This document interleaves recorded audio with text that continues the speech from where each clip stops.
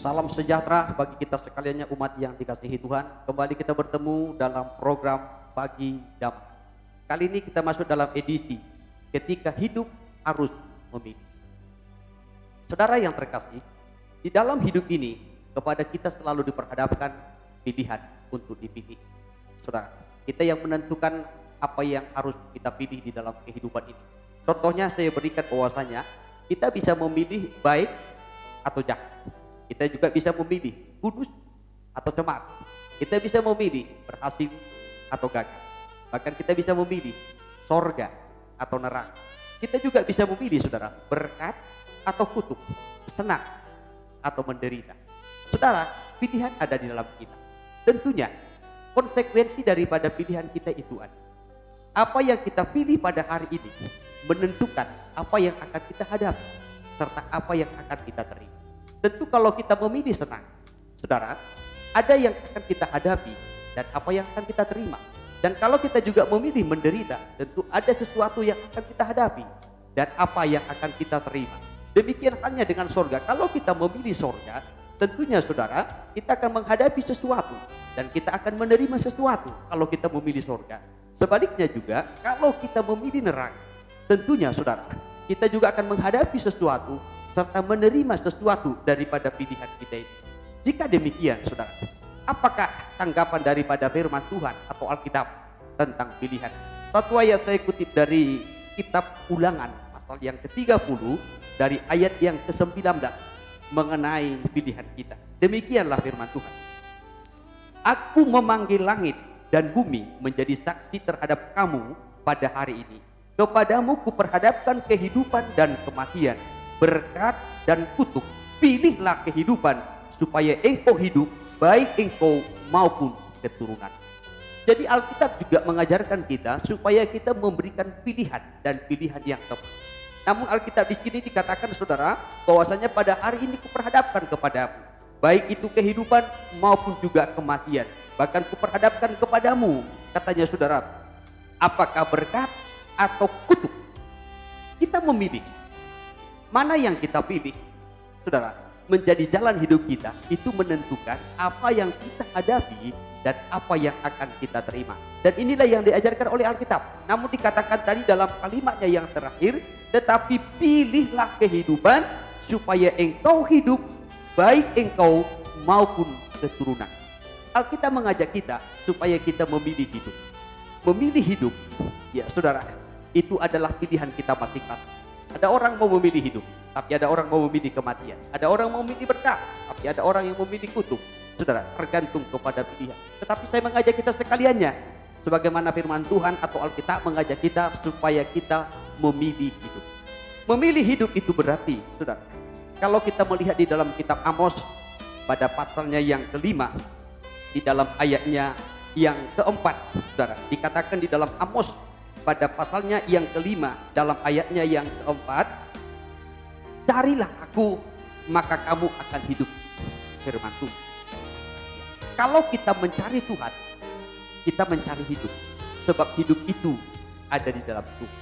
Kalau kita kaitkan tadi dengan Ulangan pasal yang ke-30, bahwasanya Tuhan memperhadapkan berkat dan kutuk, Tuhan memperhadapkan kehidupan dan kematian, tetapi kita diajak pilihlah hidup supaya engkau hidup, baik juga keturunanmu, kata firman Tuhan.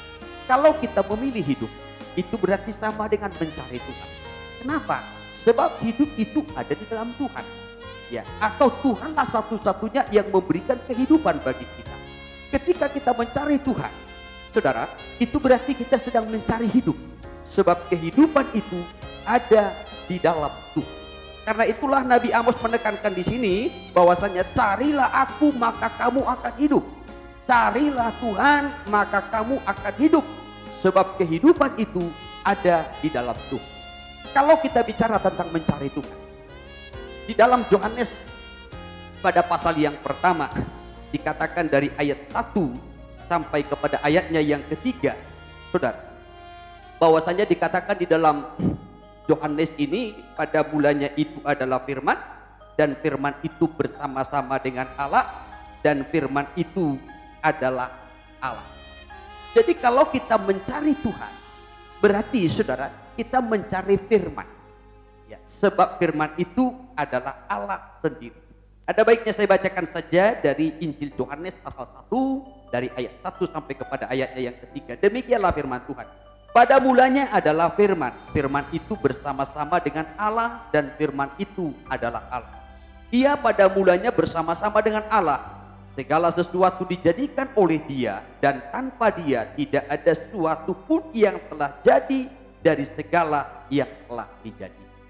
Jadi mencari hidup, memilih hidup, saudara, itu sama dengan mencari Tuhan.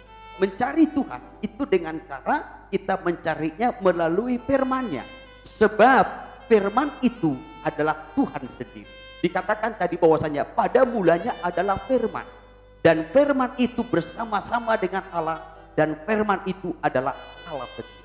Mencari Allah, saudara, harus mencarinya di dalam firman. Jangan cari Tuhan di luar firman. Tetapi carilah Tuhan melalui firman. Saudara, ketika kita membaca firman Tuhan, kita merenungkan firman Tuhan, ya saudara, kita mentaati firman Tuhan, kita belajar firman Tuhan, kita sedang mencari Tuhan, sedang mencari apa yang menjadi kehendak Tuhan, apa rencana Tuhan, apa panggilan Tuhan di dalam hidup kita. Karena itu kalau saya dan saudara membaca firman Tuhan, merenungkan firman Tuhan, belajar firman Tuhan, mentaati firman Tuhan, kita sedang belajar mencari kehendak Tuhan. Kita sedang belajar mencari rencana Tuhan dalam hidup kita. Kita sedang belajar mencari panggilan Tuhan di dalam diri kita. Sebab firman itu adalah Tuhan sendiri. Saudara, jadi kita belajar firman Tuhan, kita merenungkan firman Tuhan, kita membaca firman Tuhan, kita sedang mempelajari apa yang menjadi kehendak Tuhan, apa yang menjadi kerinduan Tuhan, apa yang menjadi rencana Tuhan ataupun panggilan Tuhan di dalam diri kita. Jadi melalui firman-Nya lah kita mengerti apa kehendaknya, apa rencananya. Karena itu dengarkan firman Tuhan dan taati firman-Nya. Jangan kita lebih mendengarkan suara manusia atau pendapat manusia dibandingkan daripada firman Tuhan, suara Tuhan, suara firman-Nya. Jangan kita lebih mendengarkan apa kata manusia, saudara, dibandingkan daripada firman Tuhan, apa kata firman. Apalagi kita mendengarkan suara setan. Namun di dalam kehidupan ini kepada kita itu diperhadapkan kepada kita suara firman, diperhadapkan juga suara manusia, pendapat manusia, diperhadapkan juga, diperdengarkan juga kepada kita suara hati kita, suara setan pun, sudah kita akan dengarkan juga. Tetapi mana yang kita pilih? Apakah suara setan yang kita pilih? Apakah suara manusia, pendapat manusia yang kita pilih? Atau sebaliknya, suara Tuhankah, firman Tuhankah yang kita dengarkan? Firman Tuhan itu adalah perkataan-perkataan hidup. Ketika banyak murid-murid yang meninggalkan Yesus, dalam Injil Yohanes pasalnya yang ke-6, ya sudah, maka tinggallah 12 murid yang tetap mendampingi Yesus. Setelah sekitar 5.000 orang sudah puas, sudah kenyang makan yang diberikan oleh Yesus dengan kuasa mujizatnya melalui 5 roti dan 2 ikan. Saudara, tinggal 12 murid yang tetap mengikut. Dan Yesus berkata kepada murid-muridnya, apakah kamu juga tidak mau pergi sama seperti mereka? Namun Petrus menjawab, kemana kami akan pergi? Perkataanmu adalah perkataan yang memberi hidup. Firmanmu adalah perkataan yang memberi hidup. Jadi kalau Nabi Amos tadi berkata, carilah Tuhan supaya kamu hidup. Sebab firman Tuhan itu, perkataan Tuhan itu akan memberikan kita kehidupan. Sekarang ada pilihan pada kita. Saudara, kita mendengar firman, kita juga mendengarkan suara manusia. Bahkan kita juga sering kali mendengarkan suara hati kita. Kita juga mungkin sering mendengarkan suara bisikan daripada iblis yang lebih lembut. Tapi pilihan itu ada pada kita. Pilihan ada pada saya. Pilihan ada pada saudara. Karena itu tentukan pilihan saudara pada hari ini. Suara siapa yang akan saudara ikut? Suara siapa yang akan saudara dengarkan? Suara siapa yang akan saudara pilih? Saudara, di dalam kitab Raja-Raja, Nabi Elia pernah berkata kepada umat Tuhan, kepada orang Israel, ketika mereka sudah meninggalkan Tuhan, berpaling daripada Tuhan, bahkan juga banyak nabi-nabi Tuhan yang sudah berpaling daripada Tuhan. Lalu Nabi Elia datang pada waktu itu kepada bangsa itu di hadapan Raja Ahab juga. Dan Nabi Elia menantang mereka. Dikatakan dalam kitab 1 Raja-Raja pasalnya yang ke-18 dari ayat yang ke-21, saya bacakan demikian. Lalu Elia mendekati seluruh rakyat itu dan berkata, berapa lama lagi kamu berlaku timpang dan bercabang hati? Kalau Tuhan itu Allah, ikutilah dia. Dan kalau Baal, ikutilah dia. Tetapi rakyat itu tidak menjawabnya sepatah kata. Artinya begini, saudara. Nabi Elia pernah memberikan pilihan kepada mereka. Kalau menurut pendapatmu Tuhan itu adalah Allah, ikuti dia. Tapi kalau menurut pendapatmu bahwasanya Baal itu adalah Allah, ikuti dia. Jadi pada kita ada pilihan. Tuhan tidak memaksa saudara harus mengikut Tuhan, harus melayani Tuhan, harus beribadah kepada Tuhan. Kalau saudara mau memilih Baal, silakan. Kalau saudara mau memilih setan, silakan. Tuhan tidak pernah memaksa. Hanya Alkitab tadi menganjurkan, pilihlah hidup. Pilihlah Tuhan, carilah Tuhan supaya kamu hidup. Carilah firman-Nya, renungkan firman-Nya, pelajari firman-Nya, taati firman-Nya supaya kamu hidup. Sebab firman itu adalah Tuhan sendiri. Saya kagum dengan komitmen daripada Joshua. Joshua memiliki komitmen yang sangat luar biasa. Ketika bangsa itu mulai berpaling daripada Tuhan, tetapi Joshua punya komitmen yang sangat mantap, saudara. Bahkan di masa tuanya dia tetap berkomitmen kepada Tuhan. Dia mengungkapkan di dalam Joshua pasal 24 dari ayatnya yang ke-15. Saya bacakan demikian. Joshua 24 dari ayat 15. Tetapi jika kamu anggap tidak baik untuk beribadah kepada Tuhan, pilihlah pada hari ini kepada siapa kamu akan beribadah.